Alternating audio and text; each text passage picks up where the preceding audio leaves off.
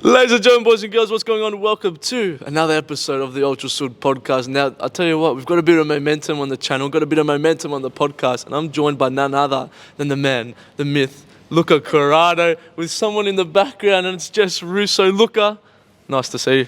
Thanks, it's great to be seen, Costa. It's great to be seen. That's got me there. Jess, how are you today? You're great. What shirt Jess are you is wearing? always great. Croatia? Jess never does any work, so she's always great. Croatia. Bit of a dance floor boogier. Where's your Greece shirt? Where's your grey shirt? Whoa. That's the God's country, I'm Jessica sorry about that, Russo. Jimmy. Yeah, I'll tell you what.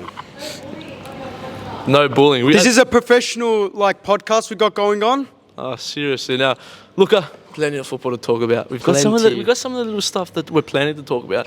I'm a big FIFA player. I know you're a big FIFA player. You suck because I whooped you 10-0 that day. And Jeevan, I can see Jeevan in the background talk about bad FIFA players.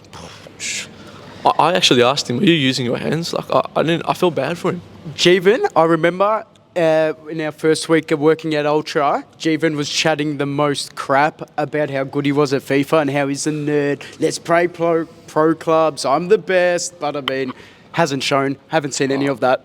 Honestly, sometimes I wonder, Jeevan, I don't know, sometimes I wonder where he's at. But look, FIFA, we've got to touch on that. Got a couple of ratings, good or bad. We'll discuss it.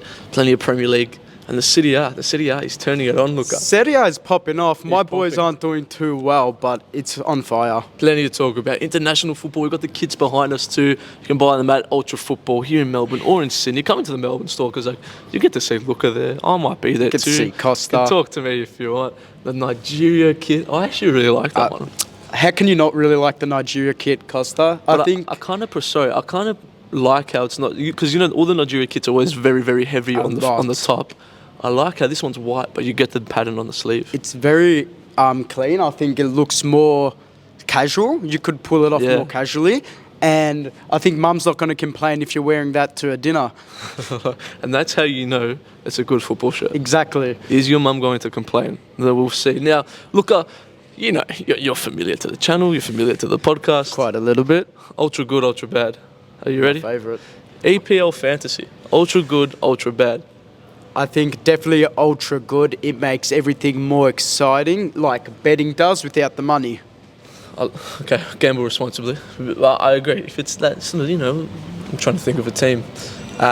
Brighton versus Bournemouth. You might have a Brighton player in there. McAllister and Gross, they're doing quite well. You might have one of them in there. It makes you want to watch it a little bit more sometimes. I think... And it's a safer alternative as well. It is way safer, and I just think it adds to the, how you watch the game. It just adds more excitement. It adds everything. It gets you to know all about the players. If you're a football fanatic, you take great pride in going, all right, this team's not doing too well, but I've picked that one player in the team that's doing well and getting me points every week. And what I love about it too is, I'm a Man United fan. Originally, I actually had no Man United players in there, but put Rashford in. And now when Rashford scores for my team that I go for, he also scores for my fantasy. Do you captain Rashford? I don't, because...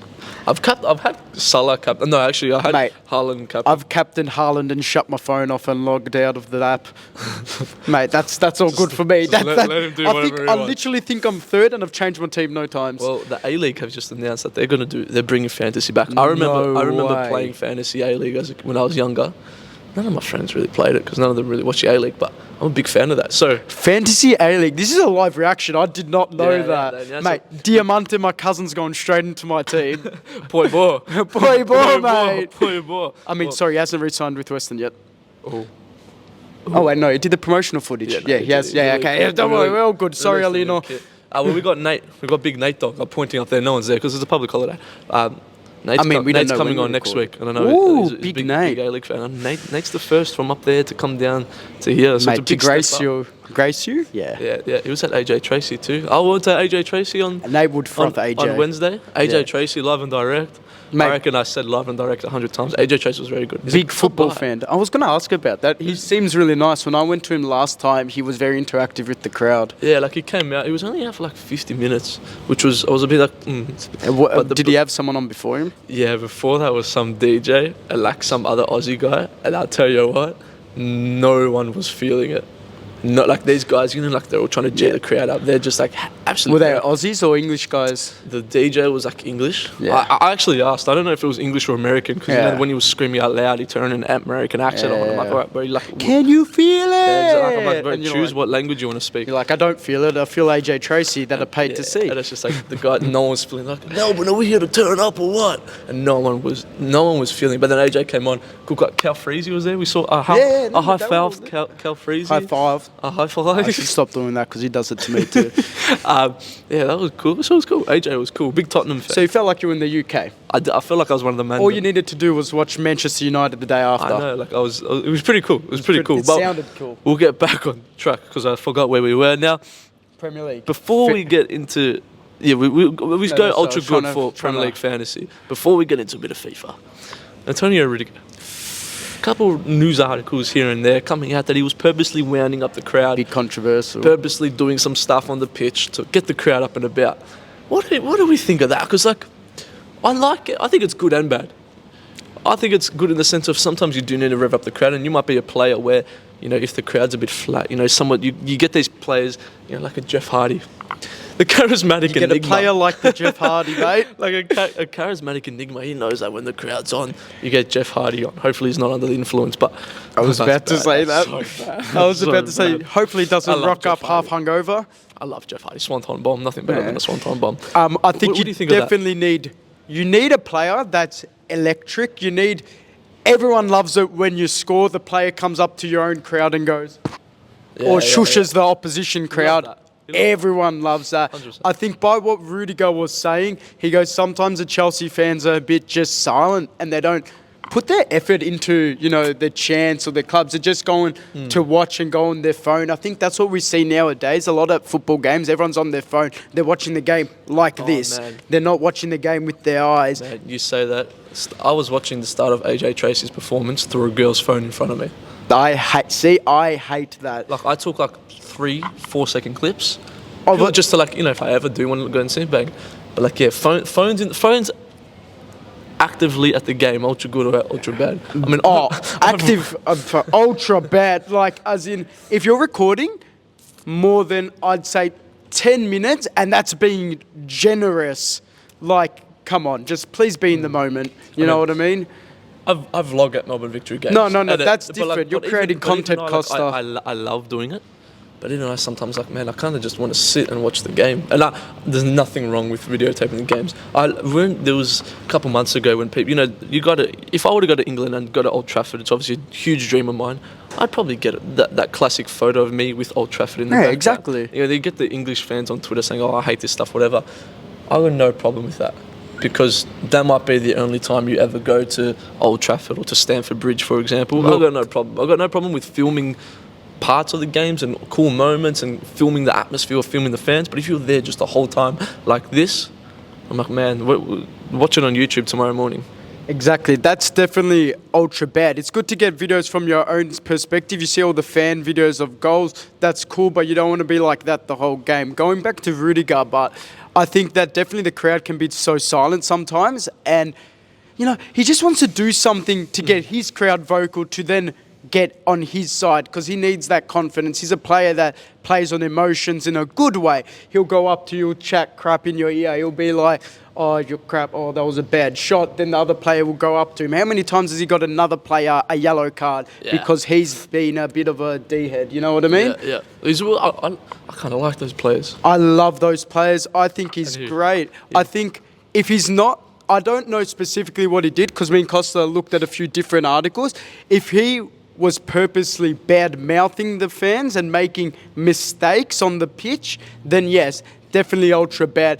But from what I've heard, he was just talking about how he'd maybe be a bit more rough, maybe wind the players up with his words and making mistakes. A good crunching tackle, it gets the crowd up and Gets about. them going, As you a know what I centre-back mean? too, you want to see that. And, you know, for the last sort of part on this, Ram Ranch.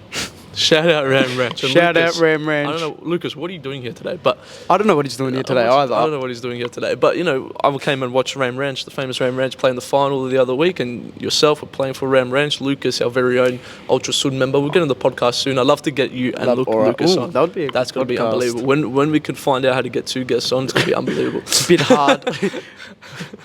These microphones are hard to find at the moment. They actually are. I'm actually looking to buy some. And, you know, you were up and about. The crowd was getting stuck into, you're number 6, and then that fired me up a little bit. And I heard it, Costa. Yeah. The crowd was going, number 6 this, number 6 that, Euro this and that. Costa went, love you, number 6. And then I'm like, there's nothing better. I've always been that. I'll talk. I'll talk. Going to from Ram Ranch now to 1-0. If you watch 1-0, Costa's way of talking smack, he's looking the other way.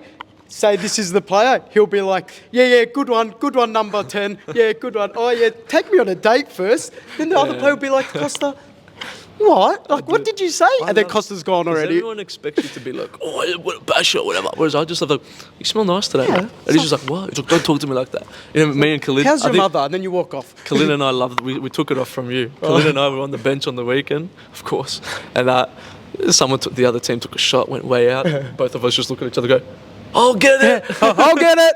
We love that one. It's a famous one, that one. Now, we'll continue through this so far. I'm getting good vibes off this podcast so far. I like it. I had my coffee from Panenka, beautiful. Come to Panenka, open at 8:30 every morning? Pretty sure it's 8. I think it's earlier. Earlier? Yeah, you got the cyclists in the morning. Pretend I said whatever time it is.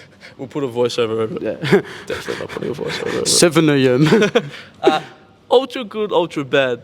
Now, this one's a big one. Really go ultra good. Ultra good, really good. This one's a big one. AFC Richmond, a.k.a.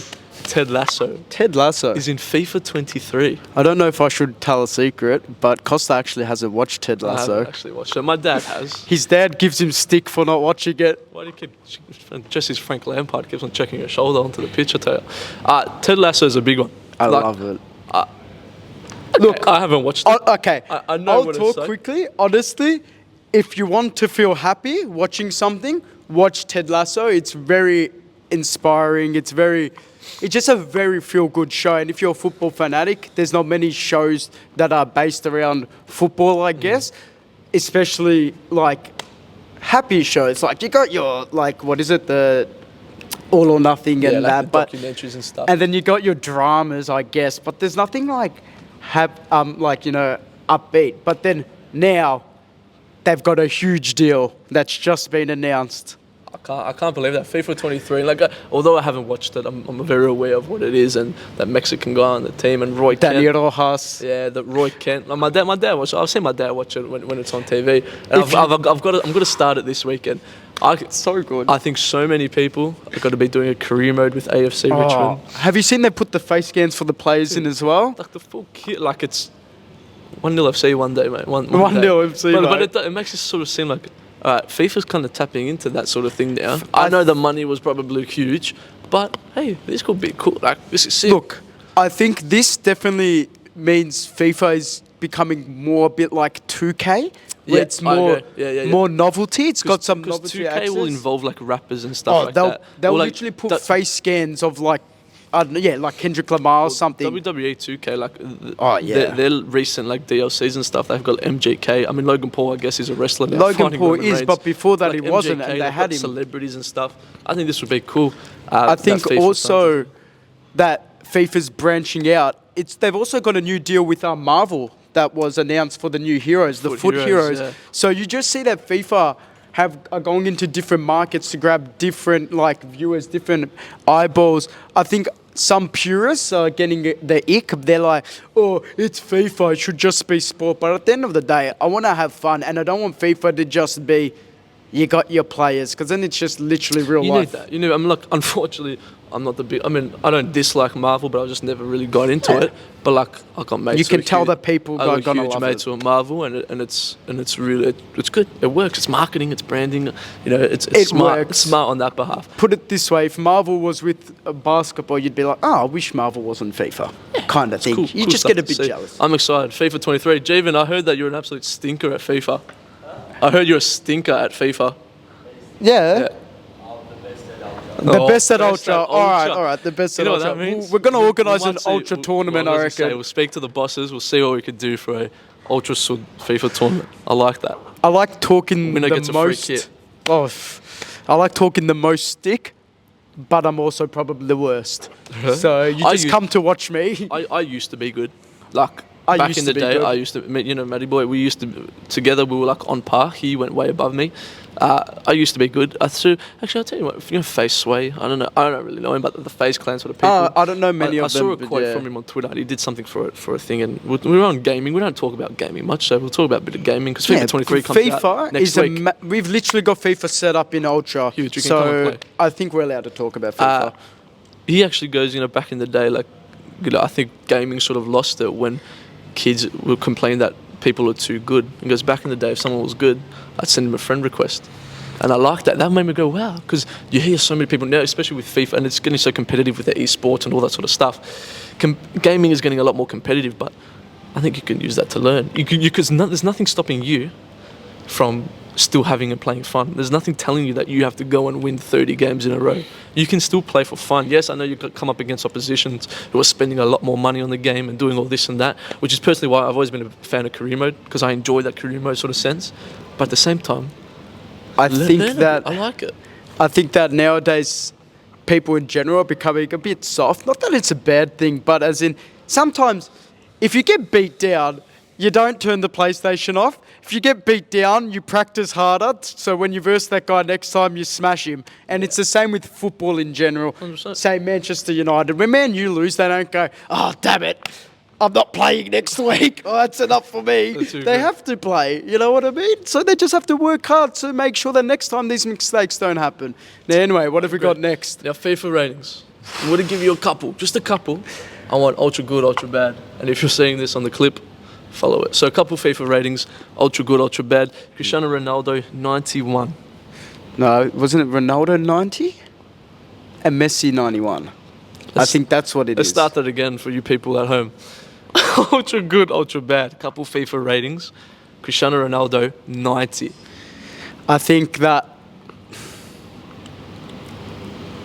I don't know how to not offend people, but FIFA has this thing called international star rating, where the more international stars they have Waste. boosts the rating, even though if they don't deserve it. So sometimes a player could be, you see a play stats and they're like 82, an 82 rated card, sorry, and then you're like, why like other stats like this when it's like got 70s in all stats? Because the like more the popularity of the player gives players more ratings. That's an actual thing. If you go on online, you can look it up. So I think Ronaldo doesn't deserve a 90 without triggering people. Maybe an 89, 88.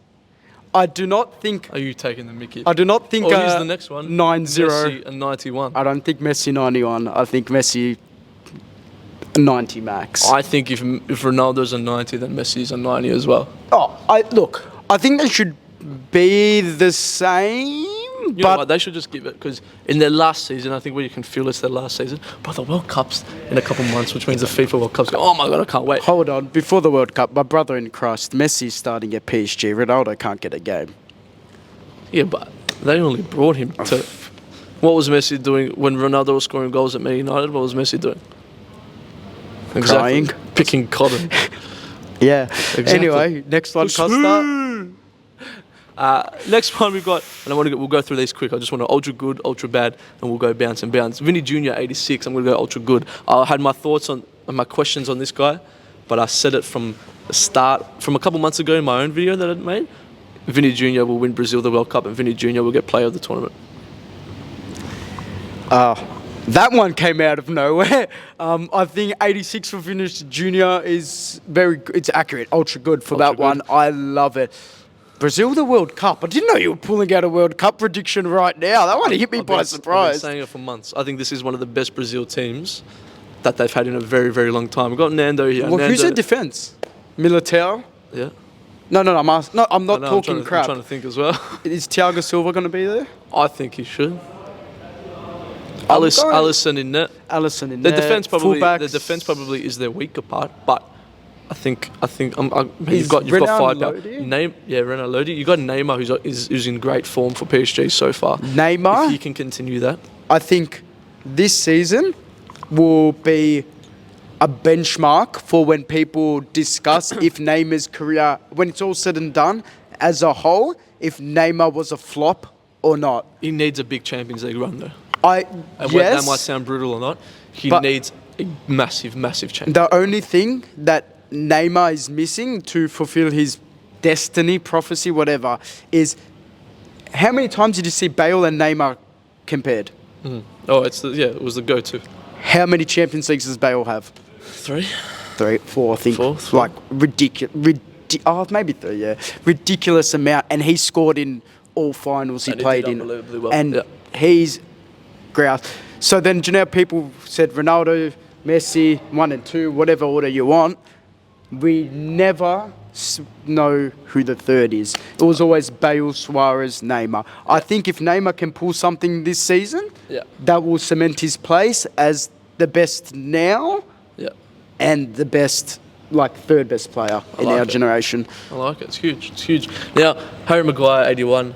Ultra good, because he reeks. Quickly, just give me an ultra good, ultra bad. I love ultra bad. Ultra bad. Marcus Rashford, 81. He was an 85 last year. Now, I think this is ultra bad. I know he didn't have a great season. To go down 4, I think 83 would be a fair rating. He was terrible last season. Got nominated for Player of the Month for this month, which I think is awesome because every United fan loves Rashford. But everyone knows that last season he was terrible. He's almost scored more goals already this year than what he did last season. Ultra good, ultra bad. I think definitely ultra good if you can see. Okay, but also they would have came up with the FIFA rating before this season started. 100%, yeah. But also I think I agree with everything you say. 83 is probably more accurate. But for English players, like especially the young English players that came through that academy, Tammy Abraham, Rashford, all them lot, they look at FIFA a lot. So I think for Rashford to see himself as an 81, he's going to be like, nah, I deserve way better, and he's going to try his hardest to get himself back to 85 at least next season. You know what I saw yesterday? Sanchez got 81 pace. Sanchez got 81 pace. Did he lose a leg or something? Varane's got 81 pace. He lose 2 legs and he's got 1 more. That's cooked. We move on. Virgil van Dijk, 90. I'm going to go ultra bad. He should be an 89. 89 for Van Dijk. Yes. How did he play a lot last season? Can you re-jog my memory? Because I knew he was injured at the start. No, he did. He did? Yeah. But he's not the Van Dijk we remember. Well, they couldn't have had the quadruple, and they only ended up winning the Carabao and the FA Cup. Look, I mean, you know all those memes where it's like the team loses in the Champions League and then they write the fake scores for what they've won? Mate, where's Liverpool's Champions League? Where's their Premier League? Photo that year before when they won the Premier League and the season before they won the Champions League, and they were taking photos with both trophies. Like, why? It's like, I get it's the same team, but it's not the same season. Just come on. Like, you get what I mean? Just like, Come on. we can't all be Inter Milan with the treble. Karim Benzema, 91, ultra good. Last one, ultra good. Ultra Benzema good. is a gun.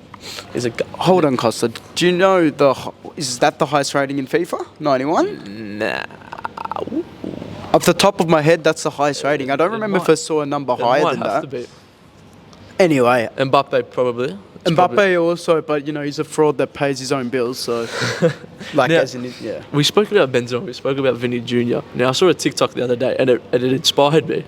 It was really I liked it. I actually commented on it because the guy, what he did, it was great. Oh, not one of Booty Loner's TikToks. No, not one of Booty couldn't Loner's have TikToks. been that if it inspired him. No, jeez, that's it. She was on last week. She gave me a good clip.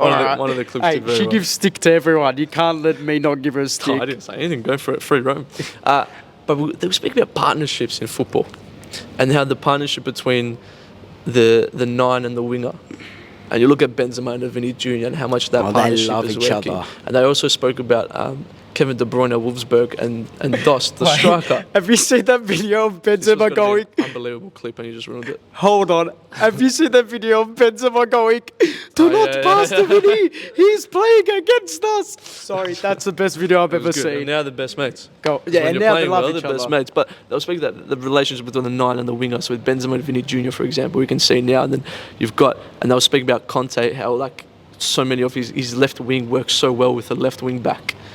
And you look at Tottenham now. You look at Tottenham now with Son and Kane, and then Perisic as well now with Son on the left as well, and how important those partnerships in football can be between the 10 and the 9. It's just really interesting. We spoke about Ozil and Ronaldo at Real Madrid, and how much. And when a team's doing well, there's often two players that are in that similar. And I know it sounds obvious, but I think it's something that we're losing a little bit nowadays in the new modern football. It's almost just it's just Mo Salah.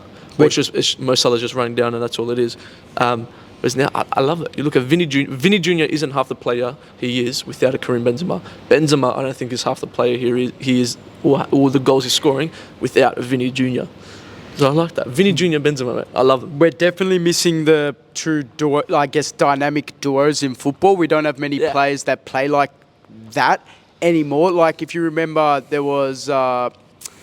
it was a Dwight Cole and Andy... Dwight York and Andy Dwight Cole. York and Andy Cole. There we go. That's how much I knew they were a duo. I got their names mixed up. It's like two number 9s that were unbelievable together. The two strikers sort of formation is died. Long gone, it's dead. But the last time I remember seeing it become effective was Atletico when Suarez and Griezmann were up top.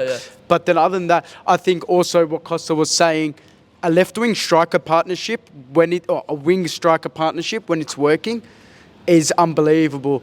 Martinelli and Jesus this season. Crazy. Martinelli's picking up his form that all Arsenal fans have told me that he could do when he was 16 years old, but now I'm actually seeing him play good. And Jesus, just underrated baller for me. He's good. I'll be honest, I knew he was good, and I knew he was going to do well at Arsenal. But I didn't think he'd start off this well because he didn't play a lot of football at Man City. I still kind of believe that eventually he might get shifted out to the right, whether it's this season or next season. Because I think I think you think that he can dribble and create more than finish. Is that what you're saying? Yeah, that's what I'm saying. Thank you. Yeah, that's what I'm saying. Which I don't think it's a bad thing. Like, I think he's a great finisher of the ball as well. I think Man United would love to have someone like him up front too. But Man United would be lucky to have anyone of this quality. If we're talking about Premier League players now, do you want to just get straight into signing of the season? We'll go signing of the season so far. It's very easy. I know what you're going to say, Costa. You're a Man United fan. What are you talking about? But good for Man U. But it's didn't I tell you?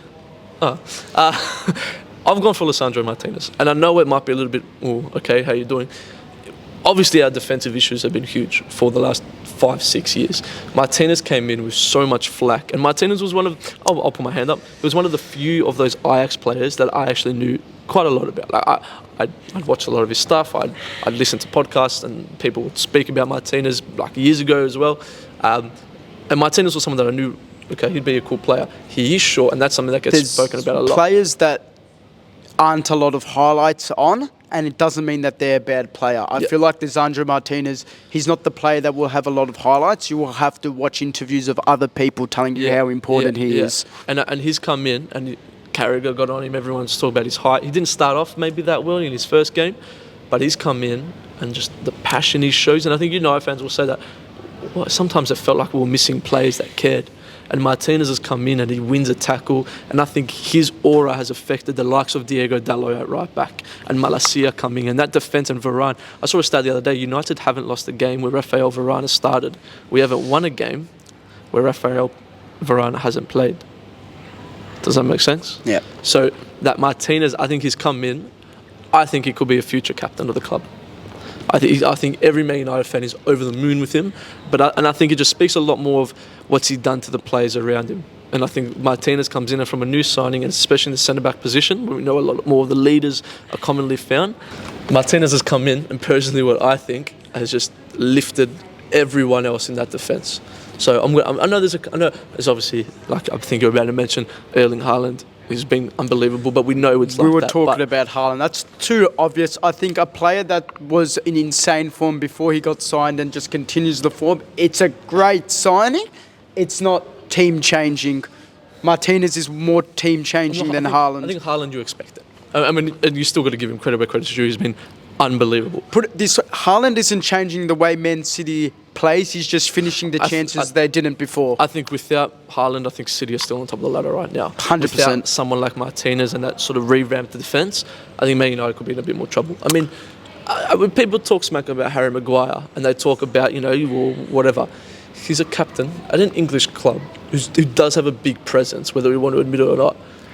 And Ten Hag, players that score own goals, like, even if it's a mistake, you do it more than once, you're copping a lot of flack. Exactly. And Martinez has kept him out of the team. And Ten Hag has had enough of the cojones, I guess, to keep Maguire out of the team. Keep Ronaldo out of the team. Keep Ronaldo out of the team. Which I like that. I like your signing of the season. My signing of the season so far. Sorry, I just want to comment one thing. Lisandro Martinez, I think you definitely need someone with a clear head to organise Man U's defence. I think without him, they would be much different. My signing of the season.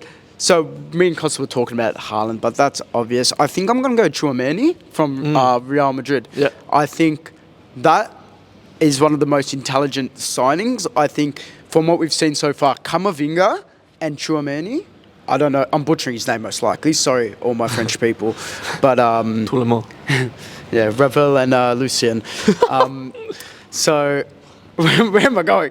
So Tchouaméni and Camavinga, that partnership in the midfield will be around for 7 years 100%. at least. 100%. And that is a title-winning partnership. Real Madrid are gearing up to win 5 more Champions Leagues soon. Yeah, I mean, there was a period where, I guess, which happens to an aging squad, where they sort of, they weren't as strong. But I think after the last season's Champions League win, I think we're really about to see the Galacticos, I guess, come back into full force. I think Vini's getting older, Rodrigo's getting older, Tchouaméni, Camavinga, they're all around the same age. And what made the Real Madrid squad that we all knew and love, I mean, Dharma didn't like it, she hated it, but the Real Madrid squad that we all knew and loved, and Jackson hated it, everyone's the same age. Everyone was around 28, 29, you know what I mean? And that made them all, they grew up together and then they won those titles. I think Real Madrid's smart in buying all players in the same age group, so then they're all going to grow. You can see they vibe together too. They love each other so much. They've got quite a big Brazilian presence now, South American presence there too, and that just helps. Makes it feel more comfortable. It's unbelievable. Speaking about Martinez, you can see on the clips and the posts that Manchester United do and stuff. He's close with Dalot, he's close with De Gea. Similar sort of, I guess, cultural backgrounds. You'd rather have a happy team and Anthony and the likes of them, Casemiro. Yeah, that's a bit than a team that hates each other that's winning at the moment. Because a team that's winning at the moment won't win all the time. Definitely. Well, Tchouaméni was this close to being a Liverpool player. For my sake, and our sake, I'm glad he's not, because I think he's an unbelievable player. Would have saved But him. I really like... I mentioned it last week when we had Kat on, because Kat was a big Barcelona fan. I was always maybe Barcelona as a kid. Didn't really have a favourite, but El Clasico, I was always kind of leaned towards Barcelona. As I've gradually gotten older, I've turned towards Real Madrid, purely because I like... you forget about the stuff. Forget about the stuff upstairs with the presidents and all that stuff, because the La Liga on its own, I think football on its own, it's an absolute shambles. But I liked a bit of... It's disgusting. I love a bit of the arrogance that Real Madrid have. I love how they know... That's what a lot of people don't like. I love the classy white kit. I love that, the Zizou era where he comes in and he doesn't care what he does. The Benzema now, we know that he can be a bit of a... Benzema, he can be a bit of a dog. He's got that dog inside of him as Benzema... one of the best storylines of football is Benzema winning the Champions League when all his mates have left. Like Ronaldo, Bale, everyone. He did it by himself. Exactly, like what you just said, that the Ronaldo, Bale, Benzema, it was always Ronaldo, Bale, Benzema. Everyone was like, Benzema's good, but he's not Ronaldo or Bale. And then Modric obviously had that stellar World Cup, and then he won the Ballon d'Or and stuff like that. It was nostalgic. And then it became Modric is that Real Madrid guy. I think I was more Barca when I was a kid because of Ronaldinho, and I had more Barca jerseys because of my father, because I was Nike as well. My dad liked Nike, had more tracksuits and that. But growing up, like Real Madrid, you see all the goals, you're like, yeah, Real Madrid, I like that. I think, sorry, this is going to be a long podcast, but I think when we're older, we will look back at that Real Madrid team and we'll go, we were alive to watch that as it was happening. 5 Champions Leagues. You really think about that. That's insane. Well, you look, I'm not just hanging stuff on Liverpool now, but Man City, they're such a strong team. They struggled to win one. Liverpool won one, and then they haven't, they've done well, but they've struggled to win. You see how hard it is to win To make a back-to-back dynasty, sort of thing. you know what I mean? Exactly. We see it in other codes as well. And Messi, Neymar, and not an Suarez easy thing to do. didn't do it for that long. Yeah, Sorry, I cut you off. What were you saying? No, I actually got distracted. But no, 100%. I think that Real Madrid team, and I said last week to Kat, the Champions League, I don't know how much I'm vibing with it sort of that much. I think it's because maybe we took it for granted, that Barcelona team with Xavi, Iniesta, Busquets, who we're going to touch on, because Busquets, we'll talk about it now. Busquets has announced that he's got to leave Barcelona at the end of the season. He could go down as well, and I know that it's not a fancy position, it's not a sexy position for he got the job done. Better use, but everyone has said, Ramos, Xavi, Iniesta, they've all said that Barcelona and Spain don't have the success they have if it's for Sergio Busquets. I definitely think that they would have won stuff, but they would not have won what they won without him. And again, it's that position and how crucial. You look at all the good teams, and we'll talk about Man United again. Man United, when we weren't doing well, what was the one position everyone was screaming for? It's that holding midfield. That's that number 6. You look at Real Madrid, and when they had so much success, who did they have? They had Casemiro consistently in there. Where's he at now? Putting in great performances. Is that Manchester United? So you know what that means. We're winning the Europa League. You look at Liverpool with Fabinho. So that holding midfield position. Thiago can also play that as well sometimes. And Barcelona didn't have to look elsewhere for 8-9 years. I think that what you're saying is very true. How many times is it? Say you go into a season, or you're looking ahead at the game. You look at the injury list, and you're like, oh, this winger's injured. Oh, we're all right. We can probably still score. If you see your holding midfielder injured, you're like, oh, we're going to be a bit shaky today. You're like, damn, our defence is a bit stuffed. I think always that number 6 role, sometimes even the number 8, like Thiago also, is crucial. It's absolutely crucial. And Busquets playing that 6 role at Barca and in the Spain national team was just revolutionary. I think he really took what, like, Guardiola and stuff with, like, building and what they talk about, the La Masia Barca system, and he put it into works at Barca and really made, like, he did everyone's dirty work. Definitely. He did. Definitely. So I think that very shattering to hear that. So he's leaving or retiring? He's leaving. He's leaving Barcelona, which means MLS with the boys. He'll chase the bag at the MLS with the boys. Go to Qatar, or I want him to go LA Galaxy. Or guess what? Hey, he's got to come play for Melbourne Victory next year. Hold on. Come I on. think Steph's calling me. Sergio. You know who to speak to. Come on. We'll get you here at the Ultra Sud podcast. We've got your jersey ready. We've got it ready for you. We've got Nani. Nani on the wing. Busquets in the midfield. Right. Oh. Tommy Juric up front. Socceroos played last night, and then we'll sign you off. Socceroos played with the new kit. My dad actually bought one. Did he actually? For me, yeah. No way. Jackson Irvine. I didn't know. Jackson, do you like Jackson Irvine? I do like Jackson Irvine. He's a good-looking guy. Because I was thinking, Irvine was one of those. What is Jess doing? Nah, she's quite cooling herself. Can I just say, Jess, you're not working today? But yeah, plenty of football on. Socceroos. I actually quite like the new jersey. Nice. We're gonna slowly leave it at that. It's been a very good podcast. It's been a great podcast. It's been great. I think when a podcast feels like a conversation, it's always better. When you lose track of time as well, it means it's been very good too. So, anything you want to leave the people on, Luca Corrado? I just want to say that we got a couple of big games on the weekend, the derby on, and then we also got the London derby with Arsenal versus Tottenham. Quick score predictions. 2-2 in the Manchester derby. Sorry. That's a huge game. I think you played good against big teams. Against Liverpool, you played well. What's going to be besides Liverpool? It's Arsenal. You played well as well. And Arsenal. Yeah, true. Fuck it. 21 is coming. It's in the league. Yeah.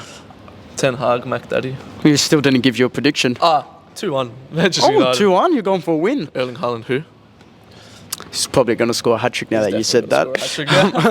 I'll captain Haaland for that. And I think I'm going 2-1 Tottenham. Yeah. Oh, no, 1-0 Tottenham. 1-0. Oh, Arsenal score goals. 2-1. 2-1. I was going to say Arsenal do score goals. But Tottenham as well. They're quite strong defensively. Ladies and gentlemen, that's been the Ultra Podcast. Unbelievable podcast. I tell you what, we've got some unbelievable momentum. Terence, Kat, Mickey Mouse. You, Mickey Mouse before that. Kotsanis every second week. He's not here yet. Where is he?